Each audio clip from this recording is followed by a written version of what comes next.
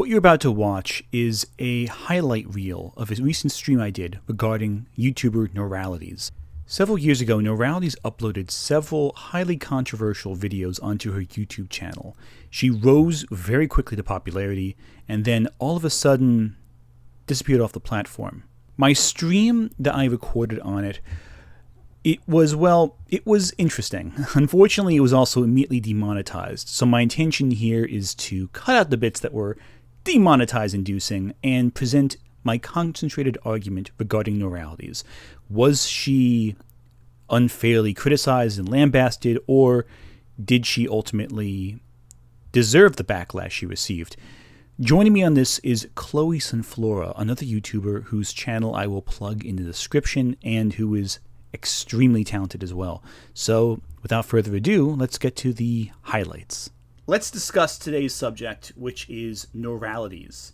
Noralities is a YouTuber who was very popular, very well known a few years ago until she just stopped recording one day. And probably the biggest thing that's noteworthy about this whole thing was that Noralities attracted a ton of attention extremely quickly on this platform. She drew a lot of criticism for her videos, her reviews, and I think the big thing I want to do right now is go back and ask, okay, why was she so criticized?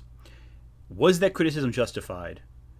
And do I think she had some really good points, or do I think she was saying a lot of nothing? Like, what's the deal? That's what I want to get down to. Chloe, have you ever seen Noralities content before? I'm about to blow your mind here, and Noralities videos were some of the reason why I started doing my own video essays back a few years ago. Okay, that makes sense to me. Yeah, I will definitely preface this by saying that a lot of her opinions do vary with me, and we're going to get into a few of those with this one here. One thing I want to point out right now, I don't consider Noralities to be a bad faith critic like I consider Lily Orchard to be a bad faith critic. I think genuinely she's trying, I think she is speaking her honest opinion, and I think that she is genuinely trying to do a good job with her work. So this is not going to be, we're not going to insult Noralities offhand. It's not going to be anything like that. We're going to try keeping it just to her ideas. But I do think that it is worth mentioning that when we disagree, we will discuss our disagreements and where we align. It's been a while since we've seen these videos, so our opinions might have shifted when we first saw the videos. So before we get started, let's get a couple of, any questions you want to say before we get started, Chloe? No,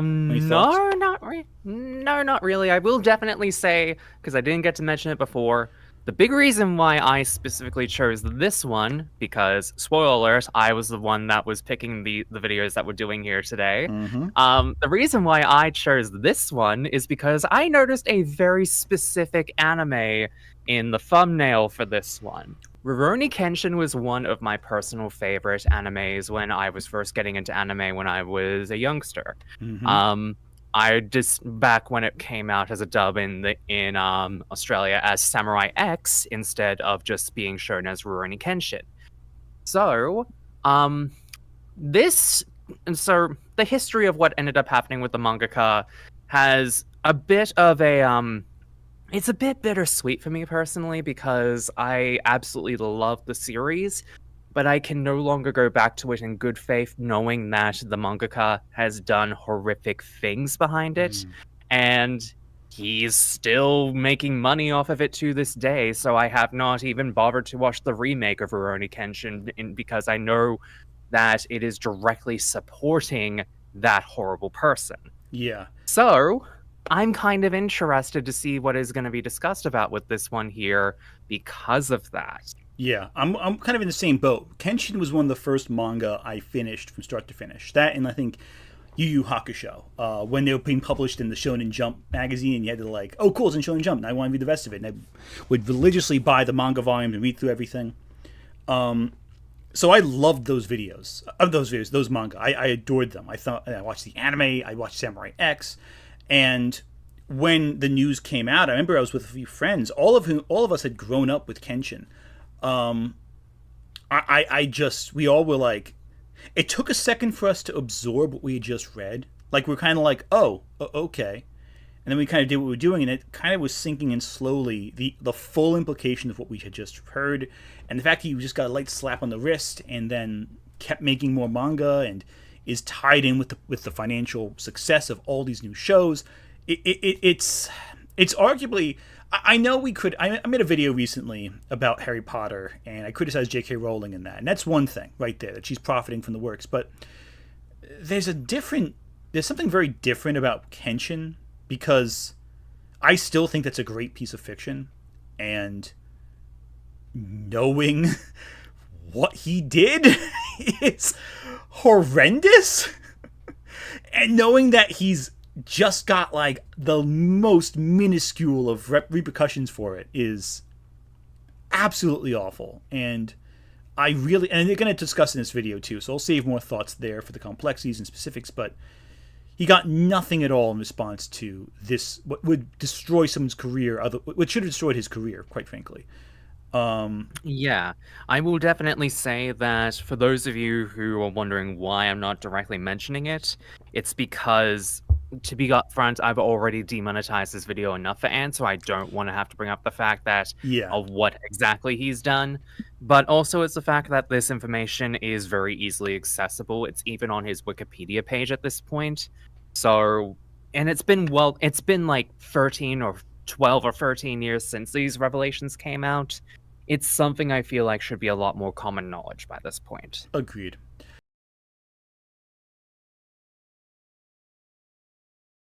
My last video lovely. on childhood Great. character design ended up being... This is kind of what I feared would happen to me when I started doing videos. Yep.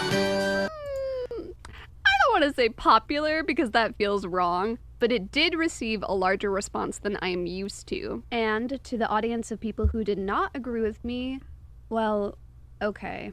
I originally wanted to put this part at the end of the video, but I don't think the people who disagree with me will actually engage with this video for long enough to get to the ending, because they certainly didn't with the last video.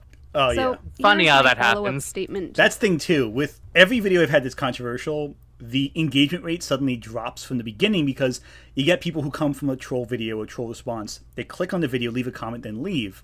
And you can tell they never even watched the video, so it's hard to take those comments seriously in general. But I digress. Yeah.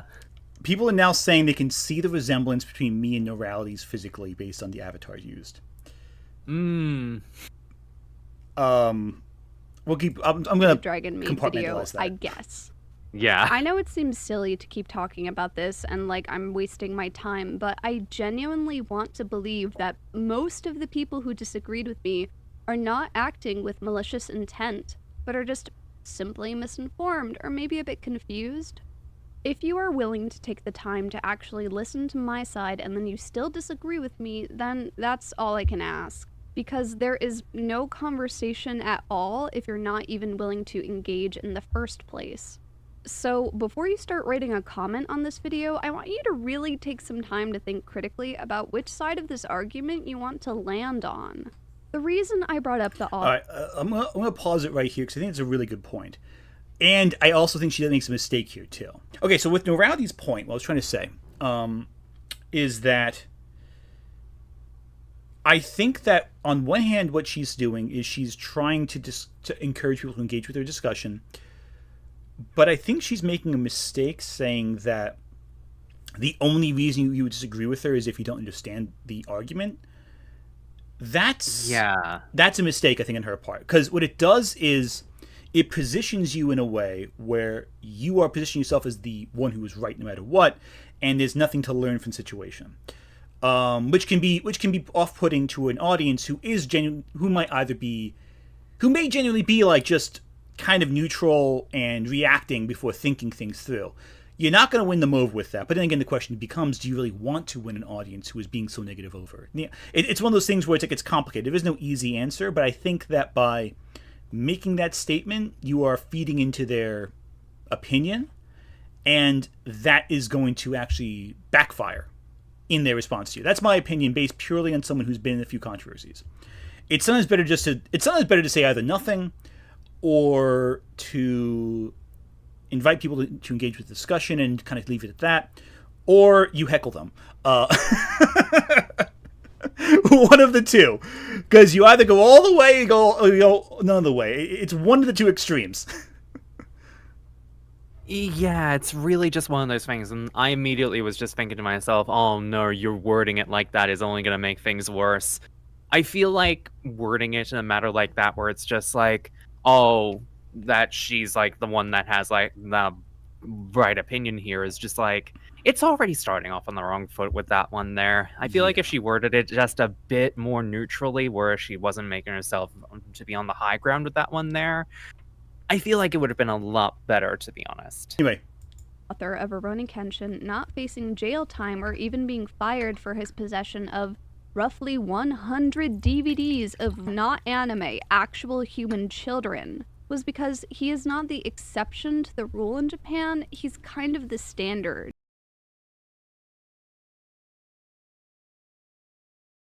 I can guarantee from my video analytics that at least 44% of you are from the United States. Like 100 people living in Japan clicked on my video, which is like 0.01%. They are not the people I am trying to talk to here. You cannot use cultural differences as a defense when part of that culture also ends up hurting people. Media does not exist in a vacuum. Why do you think so many of you can't even see this as a problem? It's because anime has normalized it to you.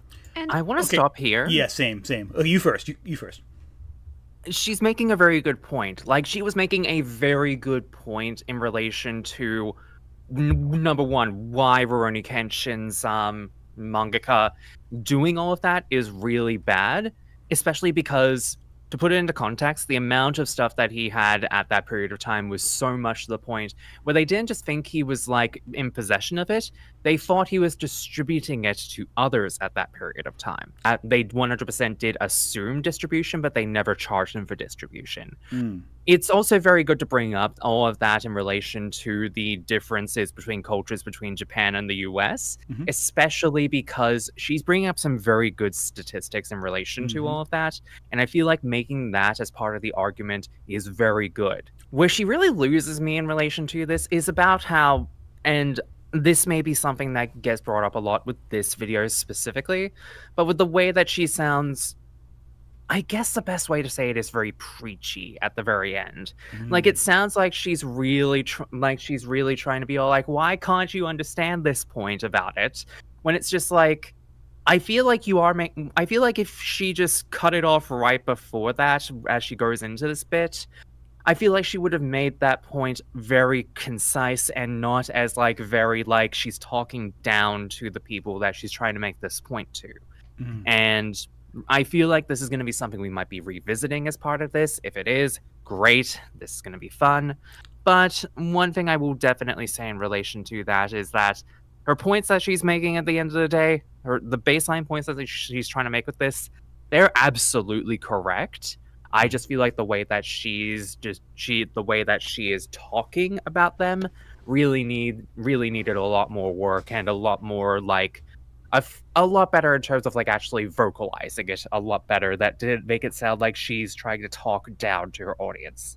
I agree. I think I have one other thing to add too, though, and here's the comparison here. We're talking about anime. At no point does she connect the real world statistics to the proliferation of minors being exploited in animation. She's citing the right sources. Her arguments are sound, but her tone and I think ultimately the connective tissue between this point and her thesis at this point in the essay is a little weak.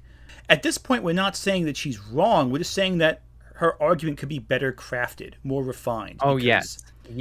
Yeah, at this point, the points that she's making are very much correct. It's just the way that she's conveying those arguments needed a lot more work. Yeah, Nerdy Saria in the comments I saw is saying she's pointing to a correlation, but she can't link it to a causation. That's it right there. There's no causational component here.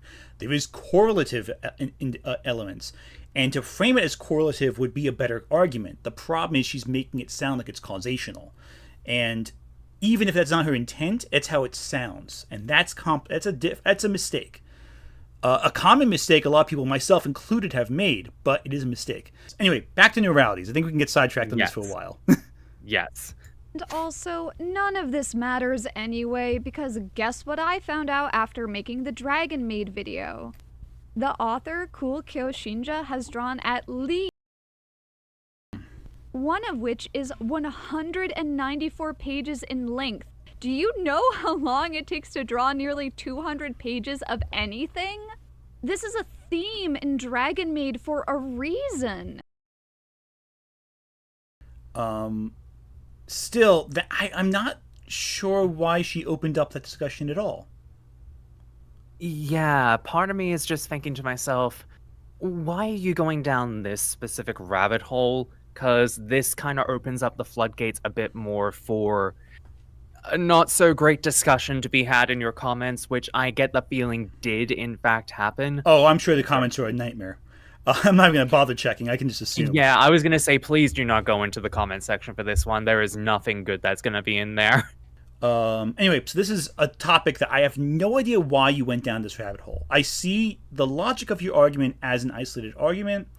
I don't get why you're opening yourself up to this discussion, though, and it seems very unnecessary for her point.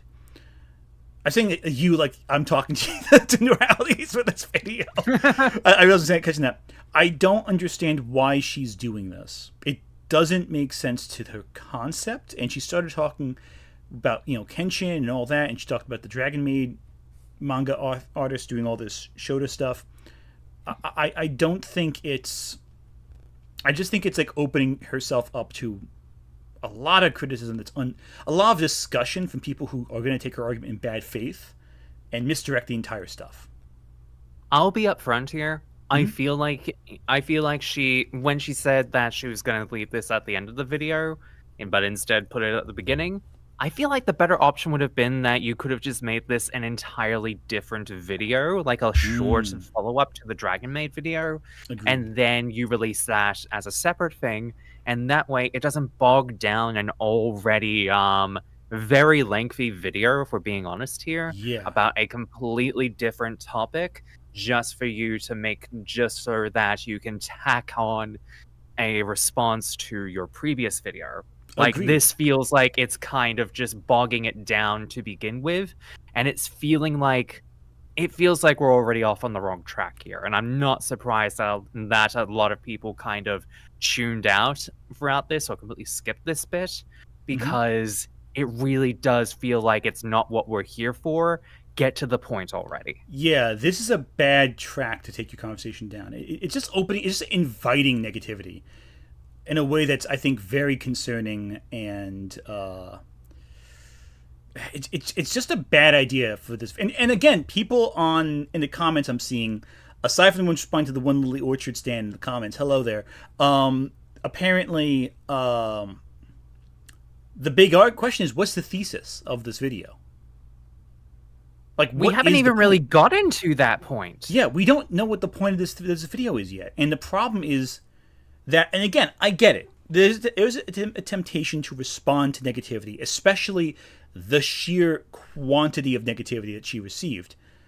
The problem is, though, that by explaining it in this fashion, you drown out your own video's point. So your own audience watching this is no longer going to get what they wanted. Your audience wants to hear your thoughts because they like you. They like your arguments, they like your concepts. You can't then drown that out with this nonsense. Not nonsense, that's the wrong word, but this non sequitur argument, essentially. Unless it ties into the thesis in some way, which I'm not sure it's going to. And it's just depressing because, like, it smothers her argument entirely at the beginning. That's the big issue here. And, I get the urge to respond, but it would have been better for her to say nothing than to do this, I think. So this is actually a great way to segue into a topic that I've wanted to discuss for a while, which is problematic media and everything that entails, like cancel culture, death of the author, how media we consume impacts reality. I promise you that I had parts of this script written months ago, and I did not furiously whip it up because a bunch of strangers were kind of weird in my comment section. But It would be What interesting if I you did, found to be honest, interesting Noralities. about the Honestly, negative responses, they're but not worth most engaging of with them those worded types. their grievances Yeah. so that they weren't directly addressing the actual points that I made, but framed it so that the problem was with me and my perceptions. The most Comments common like that feel like responses they came being directly some from form 4chan, of to be Oh, honest. yeah. just fiction, 100%. not reality, or if you don't like, don't watch. Which, wow, the scales have fallen from my eyes. Truly, how could I have been so blind? I am a human being that is clearly unable to distinguish fiction from reality. I mean, it's not like a drawn image can reinforce and perpetuate harmful ideologies to the people who see them, so much so that a government might even take action to ensure that depictions of those images have legal consequences. Oh, wait! But I feel like the argument that she is actually making is getting lost in like the bit she was trying to do. Which Yeah. it's a good bit. It's a good bit. But It's a good oh my bit. god. It honestly should have led with that bit. Just start with that. Yeah. Just cut the preamble, get to that, you're fine. You shave 7 minutes off the video, but you still get to that. Your first instinct to saving that diatribe for the end, or not at all, that was the right instinct. You should have followed with that. just jump into the sarcasm. It's great. Because like sarcasm is much more effective at communicating your ideas than like. I'm a big proponent of sarcasm. I mean, from New Jersey, what are you going to do? It's kind of our bread and butter. But like sarcasm is a great way of relaying your ideas. Of these comments are, I think, not meant to be a serious form of critique and are just supposed to put me on the defensive. But it is an absurd counter-argument because it completely closes the door for any critical analysis of any media. Like, out of context, don't watch seems like a reasonable statement. For instance, I don't like superhero films. Nothing wrong with them, they just have oversaturated the market and I don't find them interesting. However, the problem was not that I did not like Dragon Maid. The problem was that it perpetuated harmful imagery of sexualized. I liked The Promised Neverland, but its depictions of Sister Crone reinforced awful racist imagery of black people, which is harmful to black people. The framing of "it's just fiction, not reality" at first seems so innocuous, asserting that whatever it's responding to as lacking common sense, unable to distinguish the difference between fiction and reality. But this is what you have to understand. Fiction does not equal reality, and media does affect reality. Okay, so let's break that down a second there. Yeah. Because we're dealing with a lot of different things. Sister Crone especially, I'm not... It's been a while since I've read The Promised Neverland, so I'm not going to pretend I remember that distinctly. That's something I would prefer a black critic to discuss. Because it's just not... I don't think I'm properly equipped with the historical context or any of that to really respond to that. And also, it's been a very long time since I've read Promised Neverland, so my memory alone is I will say this. Neither of us are really that well equipped, I should say, to handle that topic of racism in relation to Promised Neverland's depiction of that. Yeah. So I will definitely say that I'm not touching that with a 10-foot pole in this video, to be honest. Yeah. That last bit that she made about fiction does not equal reality, but media affects reality, that's actually a pretty decent point that she's making in relation to this. I just hope that she actually, sticks to that point and maybe actually makes some decent marks towards that, to be honest. My problem is I wish she used a better example. There's several examples she could have used that would have been way better to indicate how media has impacted reality. One of the best examples of that is, of course, the very famous film Birth of a Nation, which is singularly responsible for reviving the Klan in the United States. It's one of the most iconic films of all time because it perfected a lot of cinematic techniques, and because it sparked a lot of actual violence that it was still feeling the ramifications for over a century later. Okay, so she does talk about Birth of a Nation. Okay, good. So she brings it up.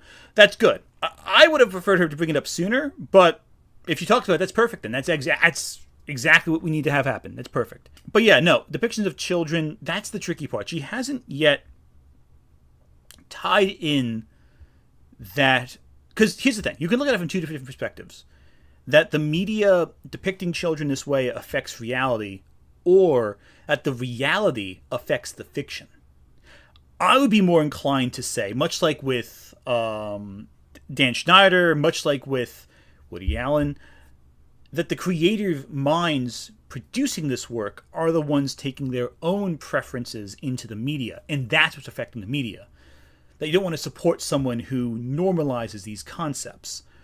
That's a very different perspective, though, than what I think she's saying so far. That would be the argument I would make, but I'm also not making this argument. You know what I mean? I'm not making this kind of video. So what do you think, Chloe? Where do you stand on that one? I mean, I get where she's going with this, but I feel like given everything she's already brought up in relation to this, it's going to be very interesting to see if she actually sticks to landing at any point with this. Yeah, because so far she's kind of saying things, but she's not anchoring them perfectly yet. That's the problem. She's saying stuff that is compelling, but she hasn't gotten the connective tissue yet to really bring the point home. Well, let's see what she does.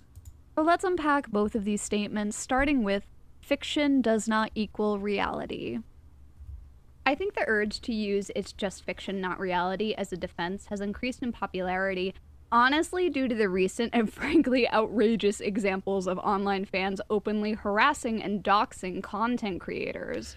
Like former Steven Universe storyboard artist Jesse Zook having to delete their Twitter over some art that they made. Or fans of Voltron sending death threats to the cast and writers because of a pairing they shipped between these two characters. Part of the reason why this is happening more and more frequently is that social media gives fans a much closer window into the production process of their show in a way that has just never been a thing before, and because it's new, we don't have a way to regulate it. The thing is, the internet kind of tricks you into thinking you're not talking to a real person. Morgan Shepard, thank you for the super chat. I can't stand fandom culture in general at this point. Every year it seems to get worse and more insular. And yeah, it's really awful. Like, it's really bad. I fully agree with this. Right now, what Noralities is saying, I'm on board with. This part right here, yeah. Do I think she could phrase it better? Of course, but we can always phrase any of our arguments better. That's besides the point. But the core of what she's saying at this segment of the video is solid. Yeah. But the anonymity of being online takes the pressure of consequences off of the accusers. It's the mob mentality where you can point as many fingers as you want, all while knowing that you have complete safety in numbers. Recently, there's been a worrying trend where young people online have started to adopt this perception that if a person likes X problematic thing, then they are automatically problematic in the same way, so it's okay to be mean to them. Which is obviously absurd, because that is not how human beings work. The ideology that we can only like media if it is perfect and completely unproblematic is impossible. Being a good person does not automatically excuse you from the critical examinations of your own actions and holding yourself accountable. Which is why these cases of online harassment are what I would describe as good people doing evil things because they believe it is right. But doxing, harassment, and death threats are never right or okay. You can like a piece of media and dislike a certain aspect, like the design or the opinions of the creator, and still not harass them. It is just that easy.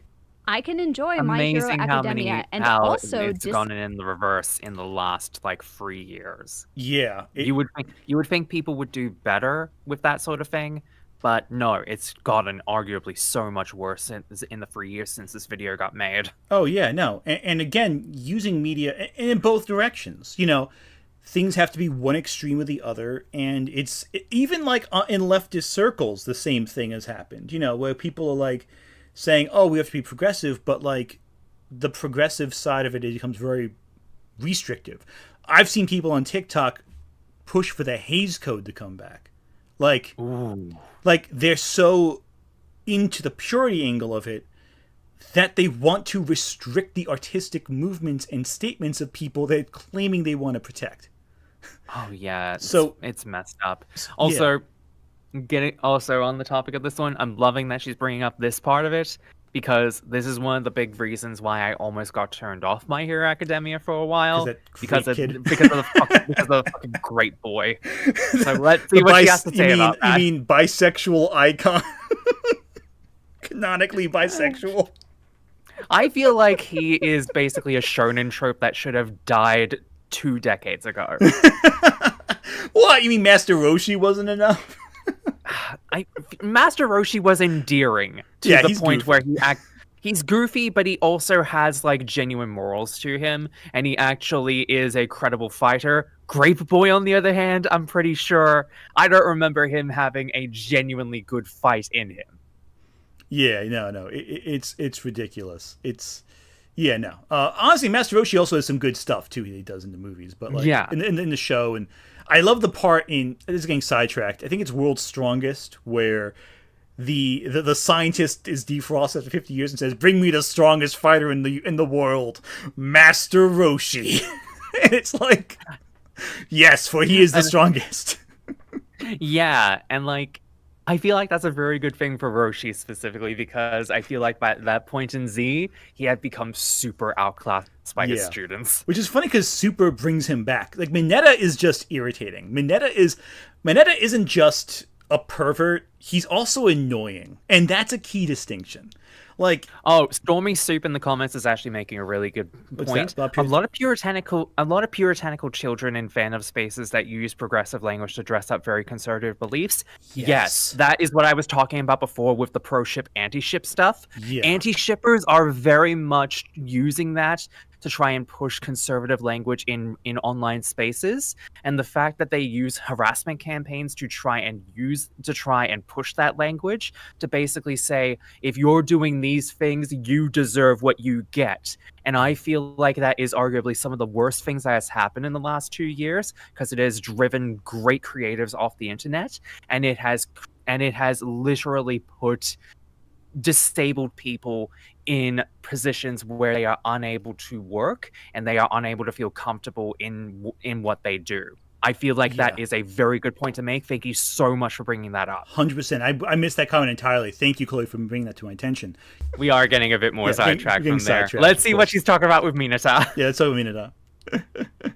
It's like the way Horikoshi tends to sexualize his female cast. He was more just bringing up the fact that, like, what happens with MHA in general, which is a good point to make, and it's another thing I feel like in shonen that really needs to be more downplayed with that sort of thing. But moving on. Yeah, that's a trope in shonen. Like, I made a whole video on fan service. For the most part, I'm not. I only care when it gets like when it's unpleasant to look at, you know. Otherwise, I just tune it out at this point. Of you watching right now might be a little younger, and I don't know who needs to hear this right now. Watching a show does not make you a bad person.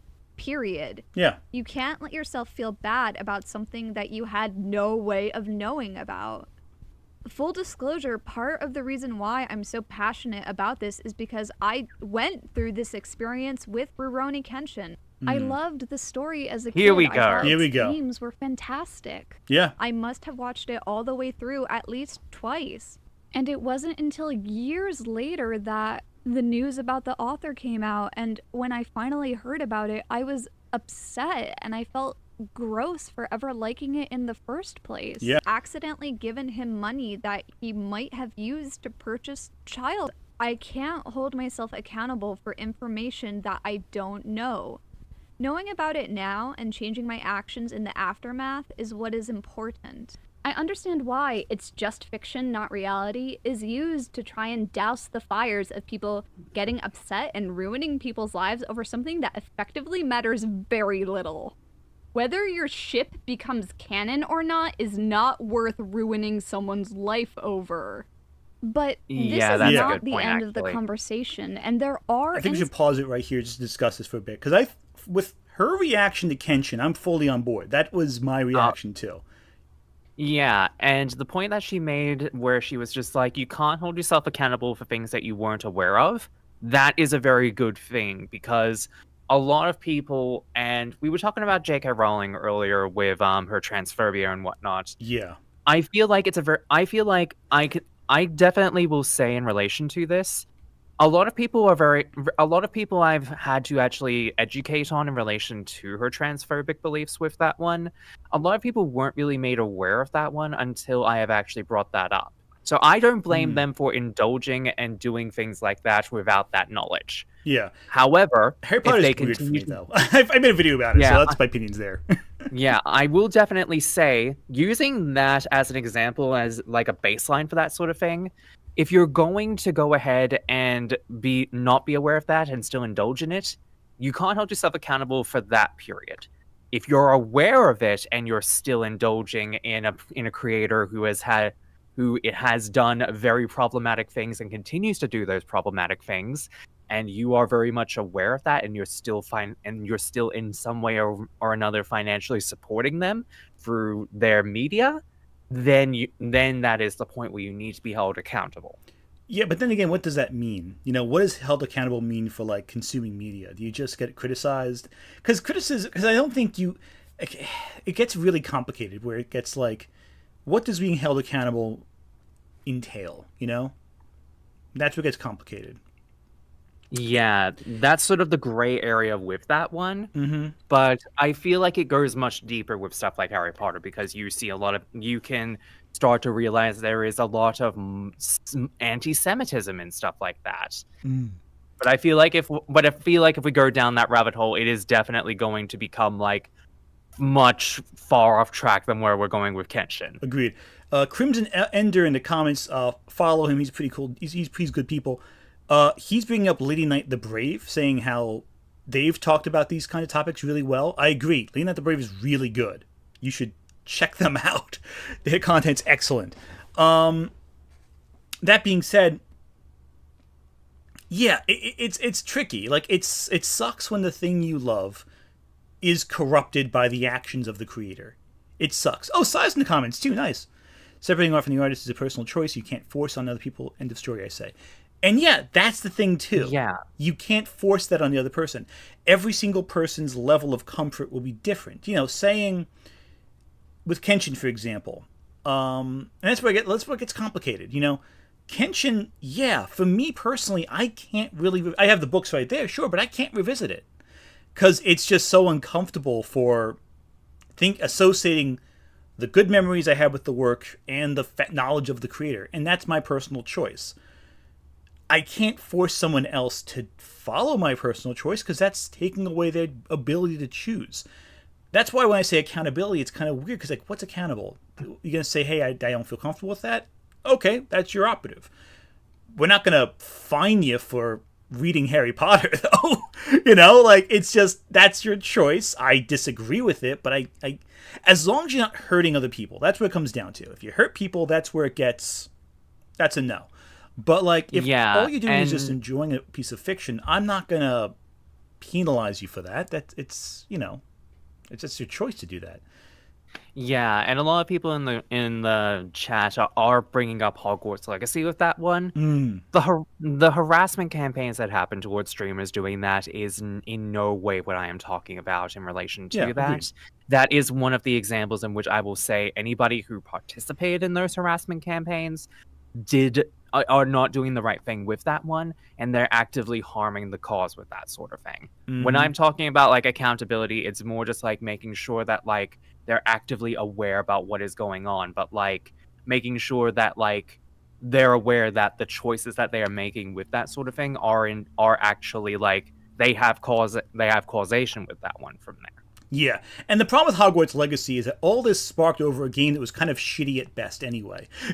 It's what I think. It's not even a good game. It was a mid Destiny clone at the end of the day. Yeah, it wasn't even. Sorry, I cut you off there. It was not great. People were realistically just making a huge kerfuffle over a mid Destiny clone, and yet. Yeah, it's still a year later, and people are just like saying, "Oh, it was good, actually." No, my dude, I've seen actual clips of that game. It looks so bad. It was a very empty game. It was just hollow and vacant, and you could go through miles of the game and see nothing of value. And it was so short too. Anyway, I'm seeing Orson Scott Card, size being of Orson Scott Card. Yes, another great example. That for me is the example of it all, because Orson's the level of complicated feelings I have an Orson Scott Card. It's ridiculous. It just says so much there.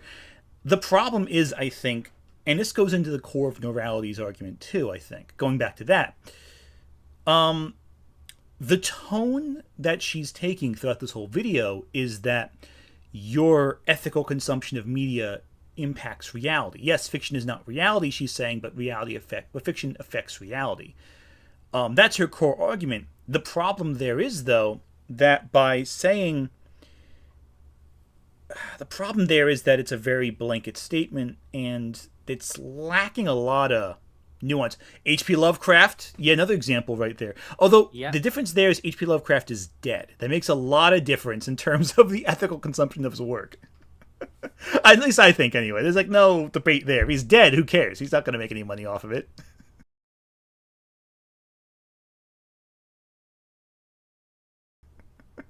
But that's not okay. Let's keep going, because we can go into examples all day, and there's so many nuances. This is a topic I could go on for hours about, and it's so complicated because there is no one size fits all answer. Every example is different.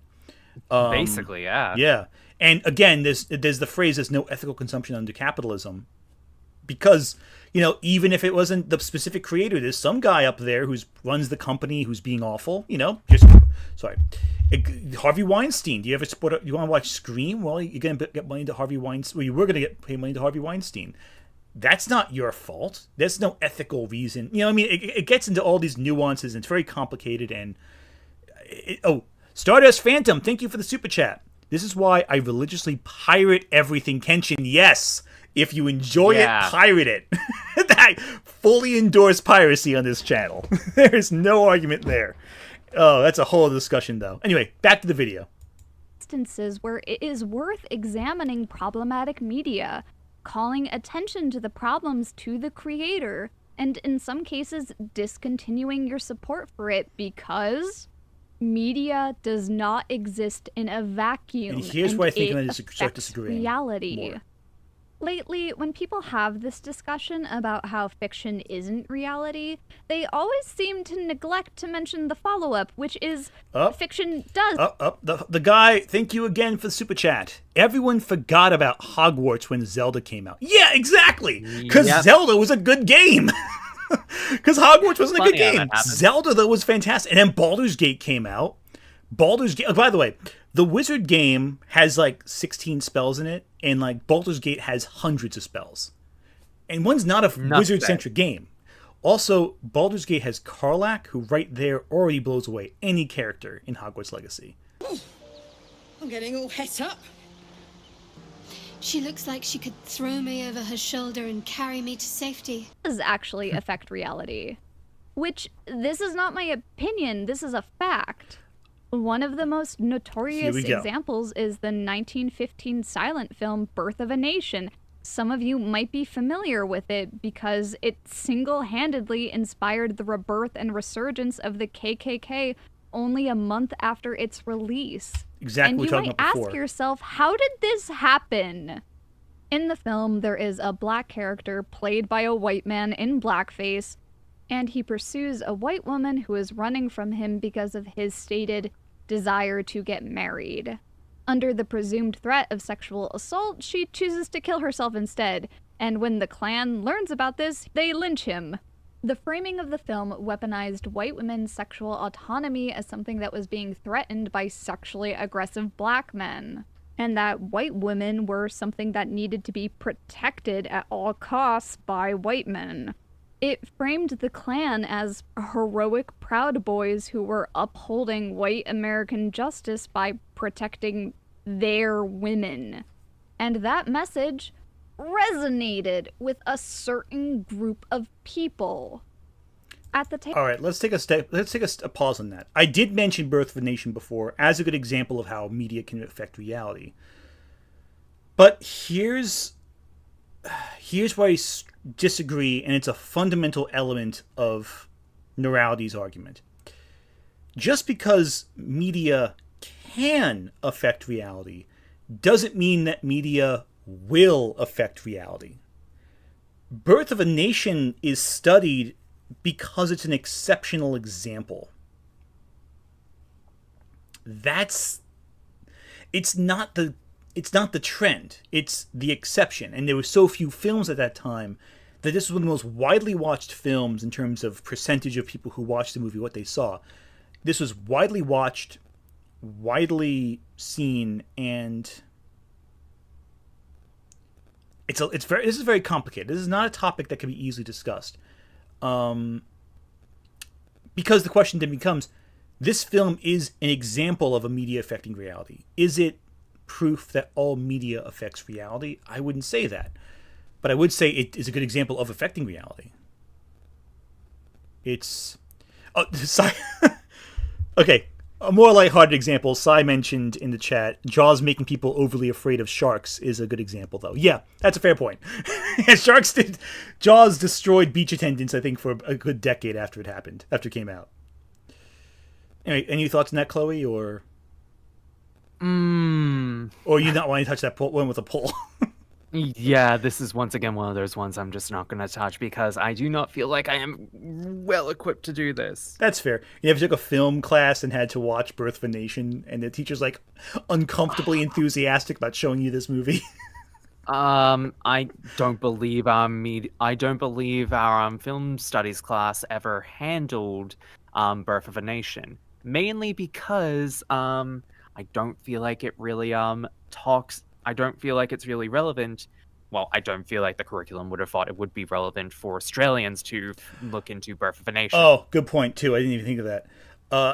Adrian Parchman, thank you for the super chat. Which came first, the chicken or the egg principle? That's a good question with with Birth of a Nation especially, the Klan already existed in the United States before the movie came out. But they were dying out, quote-unquote, as an organization. As an organization, they were dying out, but they were still obviously racists all over the place. But this was just reinvigorated it.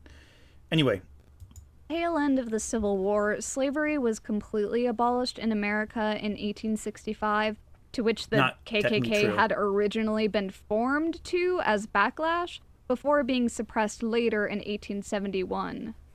This was the first movie played in the White House, and it glorified the Ku Klux Klan by painting them as heroes.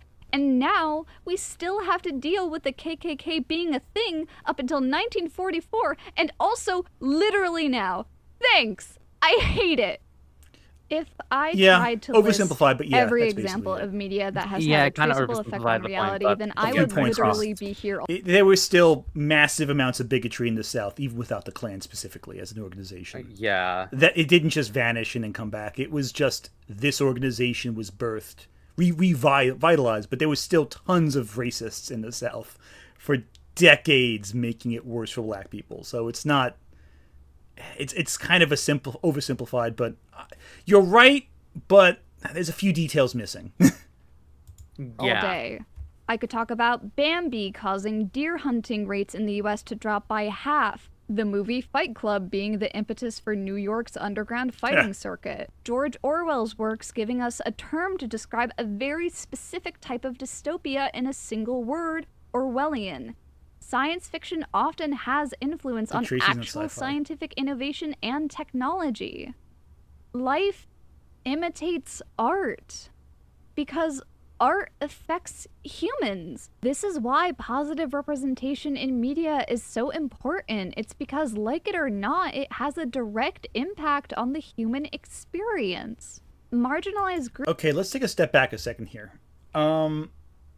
There are, again, like a lot of this video, there are components I agree with, but not to the intensity that she's stating it. This is tricky because she's approaching it from a very blunt standpoint, but the problem is that she's leaving out a lot of details. And the bigger problem is trends in media more than anything else. Yes, Bambi... Jaws, as we mentioned in the chat before, Orwell, the impact is very different. Creating a word for dystopia isn't like George Orwell didn't create the dystopian. The dystopian existed before George Orwell. First off, Brave New World predates 1984. But secondly, Orwellian is just the term we use to describe something that Orwell himself was describing in real life. Like, 1984 was made to discuss Stalin and Stalinism. It was not a fantasy that he concocted in his head. That was reflecting his reality. So we just had another word for it.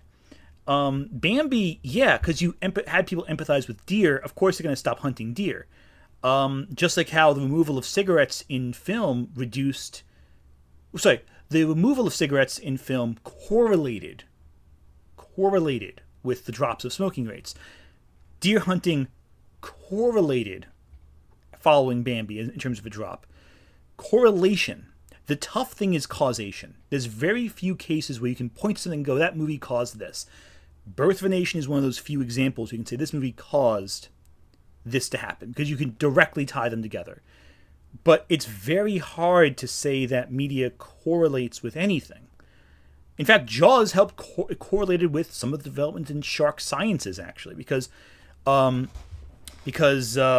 wrote Peter Benchley, who wrote Jaws, he was so horrified of the negative actions taken towards sharks that he devoted the rest of his life essentially to marine biology and helped finance and helped push for shark sciences to be studied. And now we know more about sharks today than ever before in the 70s.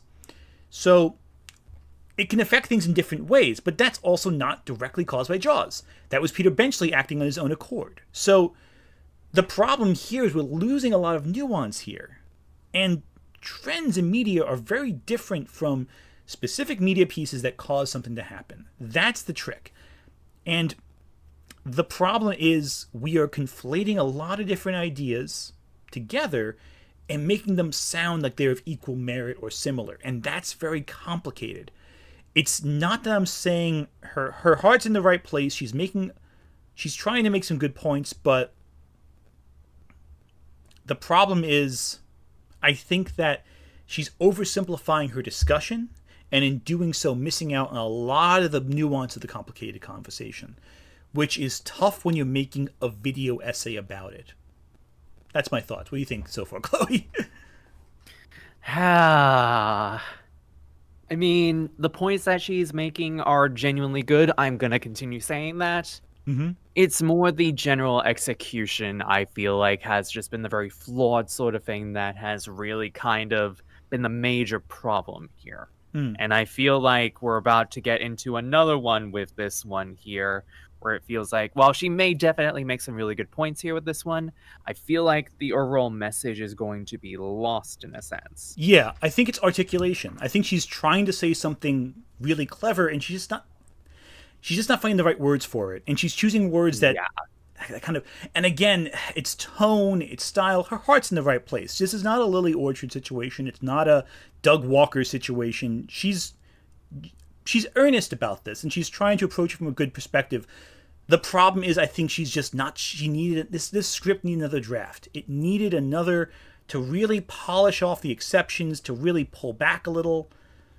And again, comments are saying, what does that have to do with cancel culture? Yeah, that's another good point too. It doesn't seem like it's tying in with her thesis. It's making a good point, but that point is in isolation. Because also, what's her thesis? That art imitates life, that art isn't reality, and that art affects reality. Those are her 2 points, but that doesn't really have anything to do with cancel culture. There's a disconnect there. I do agree with that. Yeah. Now I'm thinking about it. There's a core disconnect from her argument. It's a lot of good ideas in isolation, but it's messy in execution is the problem. But I can't fault her for the attempt. That's the thing. I cannot fault her for the attempt. She's trying to say something good. I just don't agree with her execution.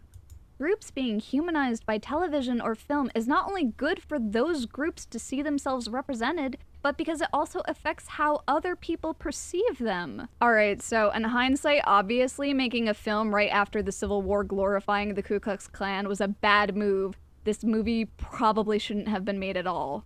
Not for any lack of trying, obviously. There were ultimately unsuccessful attempts to ban the film by That's the also true. NAACP. Boston's NAACP and Trotter argued that the film was a threat to public safety, that it heightened racial tensions and could incite violence, which is exactly what it ended up doing. Thanks. I hate it. But creators can't... The problem there is that that was their intention. They wanted to make the film that awful. So Yeah. that's the problem. We can recognize it's going to cause problems, but if the people making it want to escalate things... D.W. Griffith claims that was not his intention, but, it's hard to... It's hard to really say. And again, the problem is it shouldn't have ever been made, yes, but it was made, and there's nothing you can really do to change that.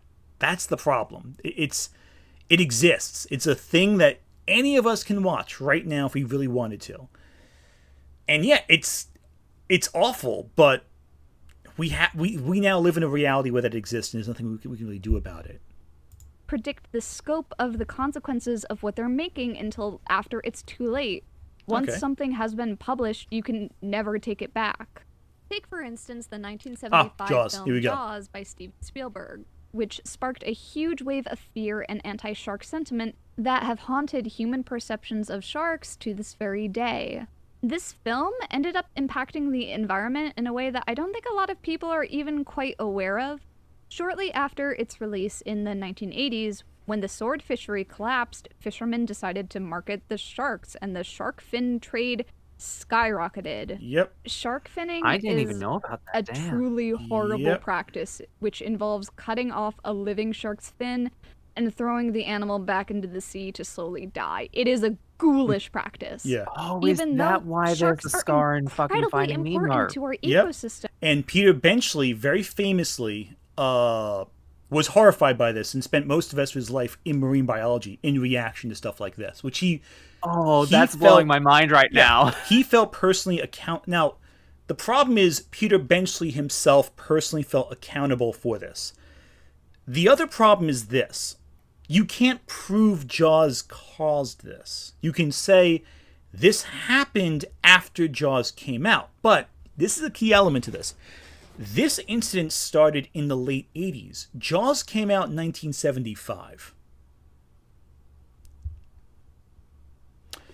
It's like 10, 15 years time gap between the events of the publication, the release of Jaws the movie, and this incident. And, for your shark fin soup, this is what happens. There's many reasons why this could have skyrocketed too outside of Jaws. Increased trade, international. For example, in Japan, for example, shark fin soup is more prevalent. So it's possible that the increased role Japan played in the world economy resulted in a demand for this being upped, The key thing is Jaws arguably influenced this trend, or the correlation between them happened, but it's hard to say caused. Caused is the word I'm having an issue with. Likely to be killed by a vending machine than a shark. Yeah. This film undoubtedly warped many people's perceptions of sharks into monstrous killing machines. See, that's the argument. But what I find fascinating Love is it not so just much. the audience response to this film, but the author's response to his new legacy. Peter Benchley, here we the go. author Peter of the Benchley. 1974 novel the film is based on, said, "Knowing what I know now, I could never write that book today, because sharks don't target human beings and they certainly don't hold grudges." Benchley Yeah. couldn't have predicted that his novel would be adapted by Steven Spielberg and inadvertently create the summer blockbuster or a generation of fear and animosity for a single animal. But he did change his actions in the aftermath, and that is so important. When authors create a story, you have to be conscious of what you are putting out into the world, because unintentional or not, you may end up changing or affirming people's opinion on reality. I do feel like it's a little problematic comparing Jaws' influence to Birth of a Nation, though, because positives did come from Jaws. Yes, Jaws terrified a whole generation of people with the water, but it also did inspire many to become biologists.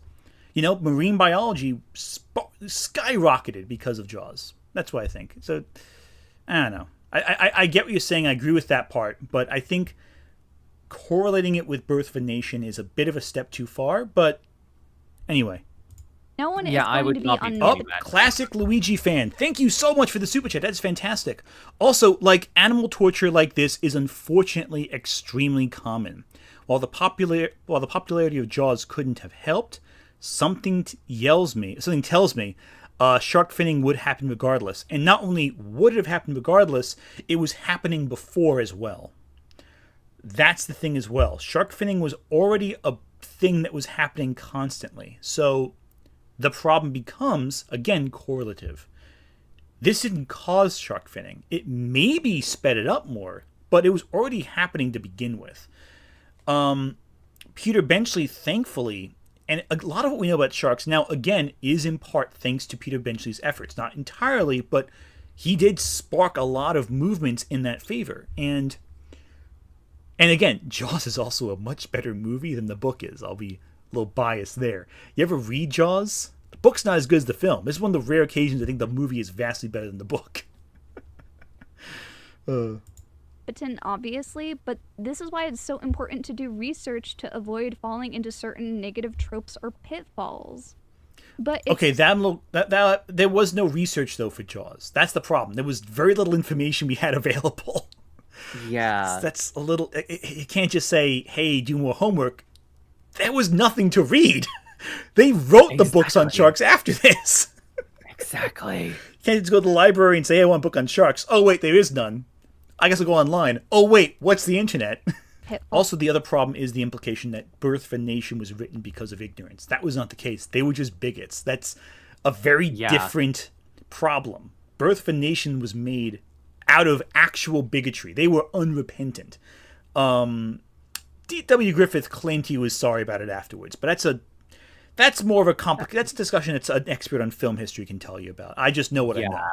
But as far as I know, the movie Intolerance is his counter-argument to Birth of a Nation, where he casts, Anyway, but, shark fin soup's a Chinese delicacy. Okay, so yeah, it was happening for decades. I thought Japan was doing it more, but China? Okay, so obviously China, their population exploded in the 20th century. A massive increase in population. You can correlate the increase of shark fin soup there, There's other things you can pick out of isolation and say this caused that. So, that I think is so important, especially when it comes to how we view and decide to use cancel culture. Okay, here we go. Even with the best of intentions, writers are not perfect, and sometimes they will make mistakes not out of deliberate malicious intent, but just ignorance. People are saying, okay, so, I just noticed a comment here. Jay Wong, D.W. Griffith's Intolerance, while better than Birth, was actually a statement on how black and anti-racist critics are intolerant of him. Oh, yeah. No. I didn't realize that. I saw that doesn't even surprise me, though. Again, like I said, D.W. Griffith he claimed he was sorry about elements of the film, but I'm not going to defend D.W. Griffith on this one. Oh, that is not surprising whatsoever, and totally exactly what I expect from the man who made Birth of a Nation. Oh, my goodness. Anyway. Finished. Forever, because the internet is timeless. It assumes that all problematic elements are created equally and have been intentionally created when often that is not true. Honestly, I'm not a fan of cancel culture as a whole because it is a complicated action that needs a careful case-by-case examination of each individual's circumstances. But it's often used as an almost automatic response to bully anyone for doing something you don't personally like. What I'm hopefully trying to get to the core of here Interesting case of using a is silent voice people there. shouldn't be canceled over just being ignorant or misinformed or because their work had an unpredictable effect on the people reading it. In Griffin McElroy and in Peter Benchley's case, their actions were unintentional and they made efforts to undo the damage they had done. However, what do you do when an author is deliberately creating a work with malicious content or conduct, when they have been informed of the harm that they are causing and still refuse to change? Well, that's when things start to get a bit messy. Death of the author. Here we go. Death of the author is a term coined in a 1967 essay by Roland Barthes, which, to put it very simply, means that the authorial intent should have no impact on an audience's reading or interpretation of a text. Which, frankly, I think people have been over-employing this idea lately because it's easy. It takes all of the responsibility off of the reader to do any further research or to examine a text outside of their own worldview. Much like canceling, I think death of the author cannot be used as a catch-all. It needs to be applied in a case-by-case basis. Like, H.P. Lovecraft was racist, even for the time he was born Yeah, in, we were talking about but that before. He's dead. Exactly. Buying or engaging with his work is I just said it before. going to be harmless. By buying or reading his work, you are not giving your money and support to a person who you know to be racist. It's going to his estate or whatever. No, I think it's public domain now, I think. Meow Neon, thank you for the super chat. What's with DWs and just being the worst? D.W. Griffith. Oh, is that an the Daily Arthur Wire, reference? D.W. from Arthur. Exactly. That last one's the worst one right there. You can read the text not Yeah, knowing math the does name suck. of his cat, Google at your own risk, Yeah, and that's enjoy fair. the iconic horror. But you may still end up surprised when confronted by racially loaded aspects that are in the text. Throughout the text. And I Yeah. guess if I'm talking about Death of the Author, then I also have to mention J.K. There you Rowling, go. which I know, Here we go. I know, I am also sick of hearing and talking about this. I promise I will keep it quick. Harry Potter. You're not going to find anything really offensive in there. In hindsight, there are some interesting things worth noting. I debate that. Like the stairs to the Gryffindor girls' dorm forcibly denying entry to any biological male students, which... would that exclude trans women and non-binary folks if it's only going by biological gender? And there is no non-gendered I love word the Final for Fantasy, magical person, there you go. only the binary witch or wizard. Knowing nothing of J.K. Rowling's personal opinions, you could probably enjoy Harry Potter guilt-free. However, you would have had to have been living under a rock to have not have heard about her recent transphobic tweets that started as late back as December in 2019 and then culminated in a string of her doubling down in June of 2020. Because that was what we needed in June of 2020. A millionaire author telling trans people that she would be on their side if they were being discriminated against. What do you mean, if? You are literally discriminating against them right now on the basis of them being trans. I'm not going to unpack everything she said. That's not what this video is about. If you want to know more, Yeah. Lindsay Ellis and ContraPoints have both made excellent videos about this already. Statistically, trans women arguably were gotten worse already since more this likely video. to be Oh, victims yeah, no. of assault It's actually funny because it's like, this is the mild stuff. She's doubled down so much harder since then. Oh, yeah, she has gotten so much more worse. Again, it's why I was making those comments before where it's just like, she's still making money off of Harry Potter to this day, so... Well, she might sell it off. There's a rumor she's going to sell the rights to Warner Brothers. So then you have, so that's going to go into Zavlaw's pocket instead. You know what? I'm not sure. You know what? That's not as bad, but I'm also just sitting here just thinking to myself, do I want to give the Slav money? Yeah, they're both terrible for different reasons. They're doing terrible different things, but... of transphobia. And J.K. Rowling's tweets are normalizing and excusing that behavior to millions of people. It's almost cute Between how in 2019 hindsight, and how 2020, much worse it's gotten anti-trans since hate crimes then. have increased 60% Yeah. Oh, according God. to the UK's Home Office. This surge can be attributed to an increase in reporting, but it is also influenced by the increasing hostility in UK-wide media towards trans Yeah. identity and communities. And knowing all of this, I cannot support her.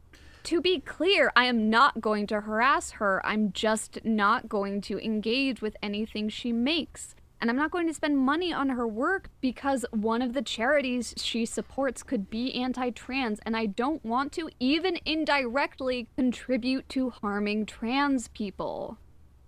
I loved Harry Potter as a child, but I'm not a child anymore, and I care more about trans rights than I do about a book about wizards.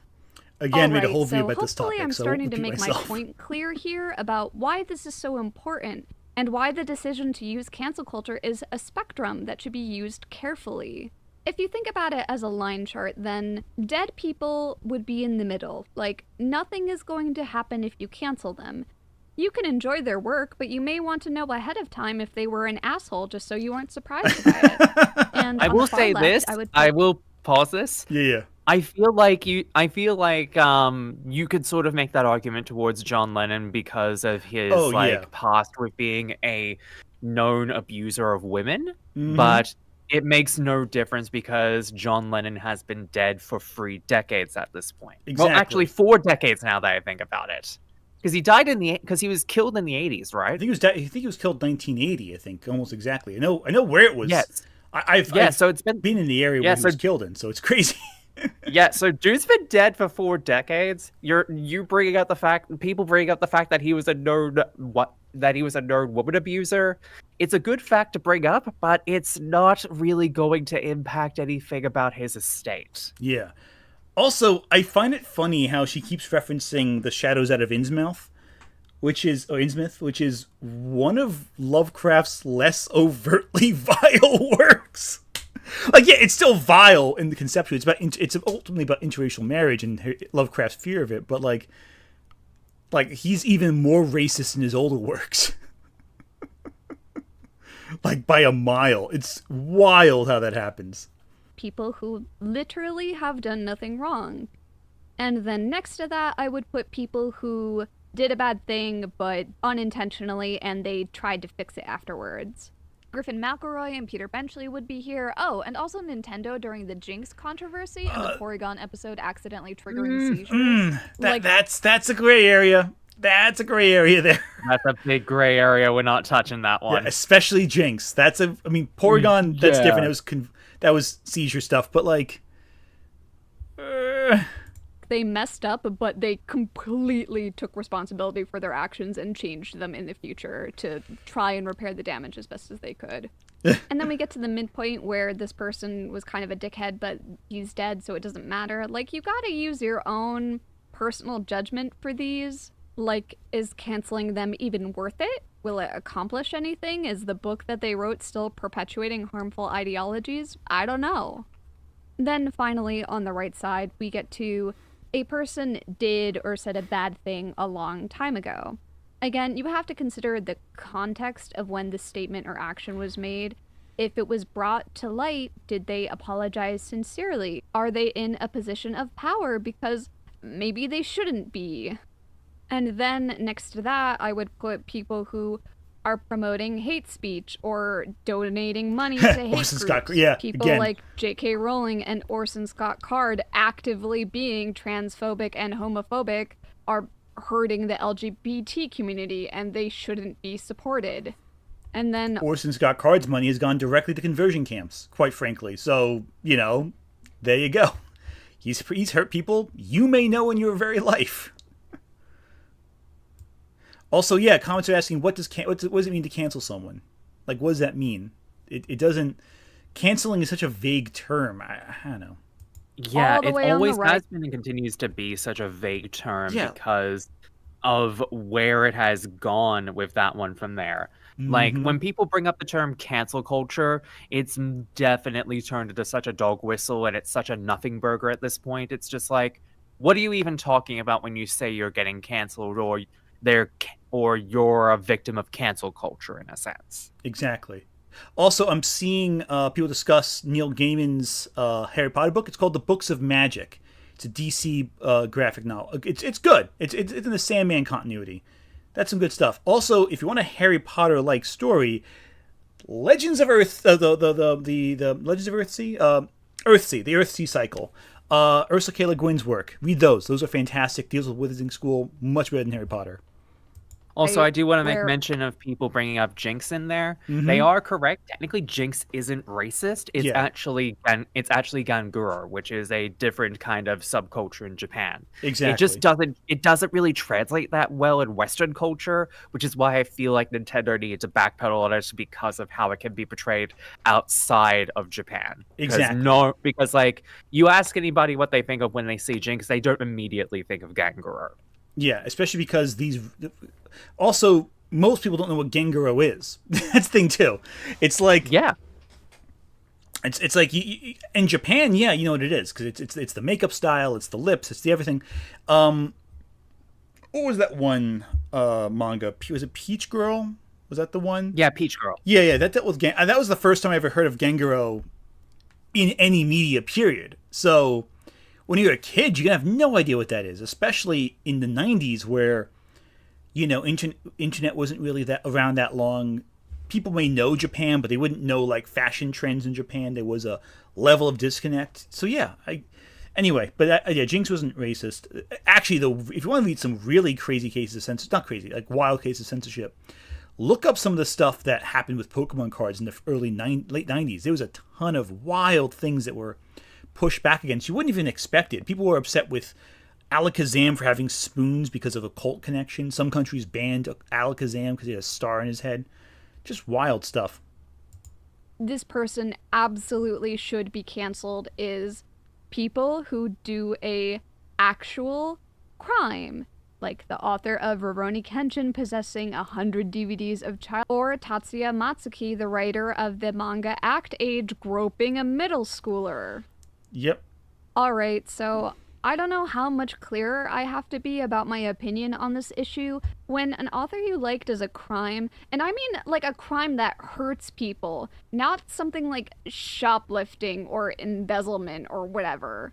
You should withdraw your support from them because, like it or not, if you don't, you are supporting the behavior that crimes are okay if that person is famous enough.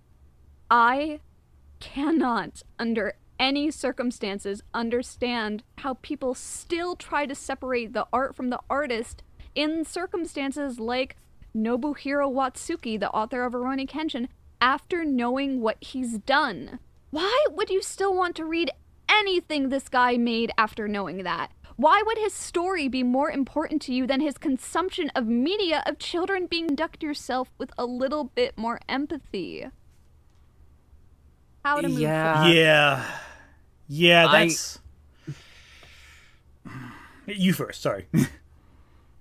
Look, it goes back to what I've been saying in this entire video.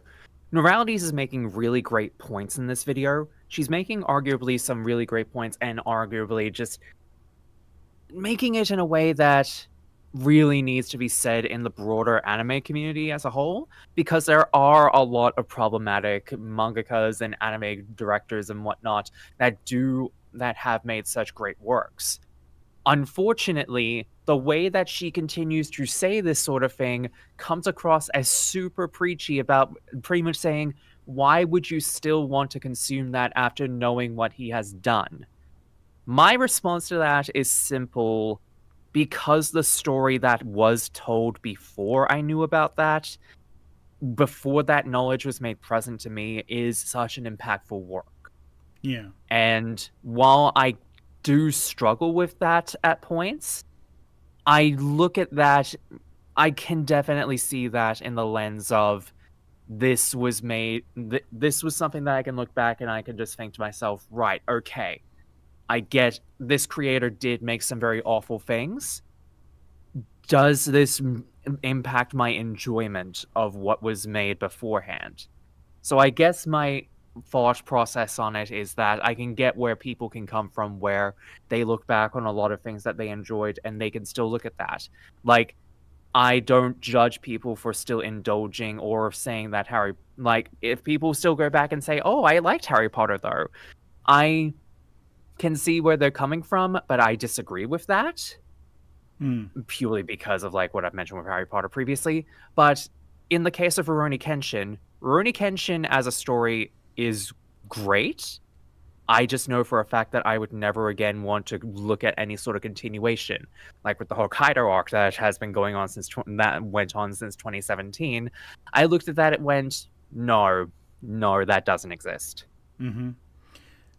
And, to an extent, too, and chat's bring up a few good points. I think I want to bring up a couple points that chat's mentioned, I think, in general. Crimson brought up a point in chat that watching Kenshin is not going to undo what he did, Yeah. Nothing anyone can do can ever undo that. And the other thing I want to bring up, this was brought by Megaritz, is she criticizing the act of continuing to pay for someone's work, or is she criticizing reading it even by pirating? Because those are two different things. And she doesn't make a distinction. She kind of conflates the two. I don't think she's considered piracy as an option in this video yet, which is a genuine argument. I know it's like a half joking, let's pirate everything from people we don't like, but it is an actual argument to make. And then the problem becomes also, what about dead authors who commit crimes? Again, like and this is the kind of discussion I see also with discussing someone like, say, Roman Polanski, who won an Academy Award after fleeing the country for his crimes. There is also the option of buying it pre-owned. Like, thrift books is an option from there. Mm-hmm. Yeah, or there's thrift shops. You can go to some anime conventions sell books secondhand. You can buy it there. The problem is, a lot of it is the core idea of Noralities' argument I don't disagree with.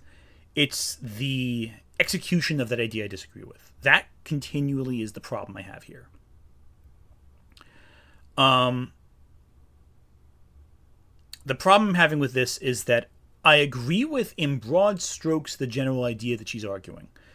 It's the way she's arguing where I have differences of opinion. And a lot of it has to do with, I think she's just not taking a very nuanced perspective on this. Anyway, we have about 10 minutes left of the video. Let's just keep going through this. Yeah. Forward. It's just fiction, not reality is comforting. Because the problem is not the individual impact, it is the collective. Most people who watched Birth of a Nation were not impacted, but some of them were, enough to cause the resurgence of the KKK. I think that to a lot of anime fans, this is a very uncomfortable reality, which is what makes it hard to accept. Nobody wants to believe that a show they are watching ended up contributing to the normalization of child abuse or general sexism, because if they are an American, they did not see it affect them. And unless they are willing to do research and look further into it, they won't see how it's impacting Japan either. It's easy enough for some guy to dismiss my argument by making a comment about how Japan has one of the lowest accounts of rape, so the repeated fetishy depictions of assault in super popular anime like Goblin Slayer or Sword Art Online is totally fine. And yes, that is a true statistic that is easily Googleable, but it is a misleading statistic if you aren't willing to do any more follow-up research. Because if you did, you would find articles describing that Japan's rape statistics actually increased by 27% in just the first half of 2018, reaching more than 1.3 thousand cases. The reason for this being is back in 2017, the definition for rape in Japan was strictly only defined as forced vaginal intercourse. All this to say, it's not that Japan magically had less rape cases, it's that they were being underreported. When addressing these kinds of issues, you also have to consider that Japan has a long history of personal shame culture that tends to blame incidents like these as some kind of personal failing of the victim. In 2016, a government survey indicated that nearly a third of Japanese women have been subjected to sexual harassment at the workplace, including inappropriate touching and unwarranted advances. Nearly 2/3 did not make any complaint about the harassment, either formal or informal, and approximately 1 in 10 who did complain were penalized for having done so, including suffering demotion. And again, I am not talking about this because I think America is some bastion of moral integrity, or because I want to shut down this one commenter, but I am just so tired of people desperately trying to make arguments about things that they know nothing about, and aren't even willing to do any more research into it, or even change their viewpoint when confronted with new evidence, because these are such uncomfortable topics, no one really wants to talk about it, let alone listen. And especially not on a platform like YouTube, which has historically pushed women out of the creative space for, voicing their opinions. The horror. Many people just use anime as an escape from reality. She's really not wrong about that last comment. No. The deeper ramifications. And again, the thing is, a lot of what she's saying is in broad strokes applicable, but, again, it's the very overgeneralization element of it. This isn't specific to Japan, as people in the comments are pointing out. It's a common issue regardless. People don't report them being assaulted. Most assaults don't get reported, period. It's just Japan also had very limited laws in defining what sexual assault was in that time period. The problem is, though, that we're trying to boil this very complicated, very large issue down into talking about anime. Also, I want to point out somebody that's making a comment in the chat. Sword Art Online was not written by a teenager. Reki Kawahara was 28 when he started writing it in 2002. That is in no way a teenager. Yeah, that's a big misconception. But again, he was very much an adult when he wrote those scenes. Yeah, and again, there are tons and tons and tons and tons and tons of works that include sexual assault in them too. So there are very good works that explore it. Or again, one of my favorite manga of all time is Berserk, and that clearly has lots of sexual assault in it, but it also has a mature angle to it as well. The problem is taking a very unnuanced perspective and saying sexual assault is this, or it reflects this specific thing every time. The lack of nuance is what's really harming her argument. But again, of the media they are consuming. They just want to see someone get punched in all its beautiful animated glory. And if that's the case, just use piracy, please. Oh, there we go. If you really want to separate the art from the artist, just don't give them your money, at least. Since media does have an effect on reality, and the things that an author says or does can create real harm in the world, then as consumers, how are we supposed to engage with media? If we cannot blindly enjoy everything, must we cancel everything? No. What? No. What? What? At what point did I ever even... How would you reach that conclusion? The thing is, in life, you're going to come across a lot of shit you don't like, and you're going to have to make compromises. Yes, I have Unless you're a white cis-het man, like I mentioned in my isekai video, really good. You have to compromise to enjoy the majority of media you interact with. At best, you'll be underrepresented, or worse, represented in a way that drives you fucking nuts. I find it interesting that she brings up Life is Strange as being underrepresented. Well, I mean, it's interesting, isn't it? Like, again, this is something I find too. This is a complicated thing too, because in video essays that I've worked on, I always want to include a large breadth of examples, but it's always very limited. You can only say so many different things. But it feels like the frame of reference here is a little limited at times, because we've mainly focused on two examples as the core crux of... I don't know. Anyway, so this finishes up. We're almost done. The walking plot device to create fan service of the girls. I don't like that the default for female heroes tends to be sexy, and I don't like that the girls never get as much limelight as the boys. But I know this show was made for teenage boys, and the pros generally outweigh the cons for me. Which is why, at the end of the day, I cannot tell you what is good or bad. You've got to use your own judgment. With something like Studio Trigger's work or JoJo's Bizarre Adventure, my expectations going in have to be a little bit different because of the kind of off-the-walls storytelling they encompass. I can't hold Araki's work from 1987 to the same standard as the 2000s or even now because the landscape they were made in is completely different. Really, if you're wondering if you should cancel someone, all you have to do is just not engage with their work in a way that monetarily supports them. I loved Rurouni Kenshin as a child, and I loved Harry Potter, but I can't love them anymore, and that's fine.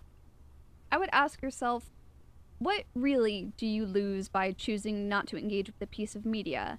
In the end, after all, it's just fiction, not reality. You've lost one story that you will no longer finish. It may seem hard at first, but there are billions of other stories out there that haven't been written by racists or actual criminals. Hey y'all.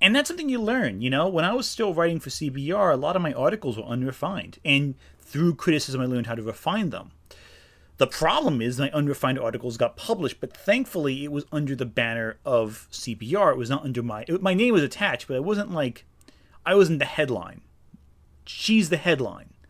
So there was a degree of separation for myself. Few people, they would just see the tweet and they respond to the argument of the article and wouldn't actually look at the article itself. I wasn't really targeted, but Noralities, because she's putting herself front and center and making these statements, she is being targeted. And that's unfair to her. Noralities, I think, in general, I think as she developed, she became much stronger of a video essayist. Yeah, like, Noralities arguably could have kept going if not for the fact that a hate mob basically just overwhelmed her over time. I feel like if she came back, like, even now, she would probably be pretty well beloved. And if she came back with, like, what she was coming at with before and even sometime after that, the Dragon Maid video, she could have realistically had a really good... She could have pretty much become, like, pretty much one of the bigger anti-tubers on there with that sort of thing. But it sucks. It sucks that she didn't get that kind of like that. It sucks the way that it ended up, because like you can tell that she has some pretty good points here, and like I do want to go through that Magical Girls Are Gay video, because one, it's her last video that she did before she like dropped off, but it's also because of the fact that Noralities sounds like that she would be making pretty good points if she wasn't focusing on stuff that was pertaining to drama with that one from there. Yeah, that's the issue. She bit off a lot more than she could chew. And like, here's the thing. I personally am used to drama. I wrote for a news publication like CBR. I was exposing myself to drama all the time. The problem is, you know, I think she opened herself up to way more than she could handle way too quickly. And that's... The problem also is some of her videos also had some very oversimplification of ideas. So, for example, I'm not going to play the whole video, but the Cardcaptor Sakura video, while good, it's about mainly... It is about the age gap. It's about the age gaps in the show. That's what it's about. It's about the age gaps. And specifically the teacher-student thing that was creepy and weird, and I think is weird. Genuinely uncomfortable. And that's something that most fans of Cardcaptor Sakura criticize. The problem is, I think, it comes down to two things. The oversimplification of the statement and the execution of the ideas. Those two combined results in the video opening herself up to criticism more. And that's problematic. But again, it also leaves out why they'd write that work. She did get better in that she gave more context to Clamp's perspectives in the video. But the problem is, she did have a very specific, very oversimplified perspective on the matter. And that resulted in some people getting ticked off. And it makes sense. The core of her idea is fine. The problem is the execution of it.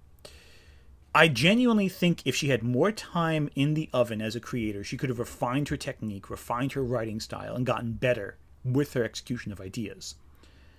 The problem is she was overwhelmed too quickly and didn't develop in a way that would benefit the rest of the internet. 'Cause I think she could have been a really good voice if she just had time to learn before blowing up. That's my opinion.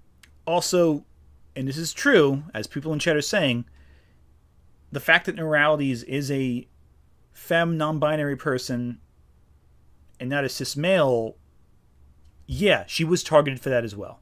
Oh, by the way, Noralities' pronouns are she, they, so if you said she, it's fine. And again, the thing is, in life in general, there's going to be a lot of media you consume that isn't perfect, and there's problems to it. But yeah, I think the point that I get the points that she was making in this video. I just don't feel like they translate all that well when she's trying to actually like make them at the throughout all of this. I'm seeing people mention Illymation as well, who did nothing wrong, also I might add, and was, as people have come to realize now, was kind of, I don't want to say framed, but like her words were taken very out of context and twisted by malicious actors. And that happened in Noralities too. A lot of malicious actors misconstrued her words. And it's awful. It's really sad. And I hope Illumination comes back because I think her content is really great. Yeah, it sucks. And especially if you're a queer woman on the internet, you're going to be a target for harassment, for bad faith harassment. Or trans of any kind, or gay, or bi, you know. Yeah, funny that. Yeah, the problem is also that she overgeneralized a lot of art. That's the other thing, too. That's a legitimate criticism. She overgeneralized a lot, and it does border into xenophobia to an extent. I'm seeing some people in chat mention xenophobia. Yeah, at a certain point, there is a point where your concern becomes a little xenophobic, or very xenophobic, or could be read as xenophobic. And that's deeply disturbing because there is a way, there's a boundary between concern, discussion, analysis, and xenophobia. And the problem is it's a very blurry line at times. Yeah, so xenophobia is less about racism, more about against foreigners. Yeah, or foreign ideas, exactly. And again, it's a very thin line, and it's very complicated. And if someone is being xenophobic, it's right to criticize that. You know, entirely so. Yeah. The problem is the right-wing grifters who are making the comments aren't the ones criticizing xenophobia. They're usually just appropriating language to make a point, quote-unquote, against an enemy of theirs.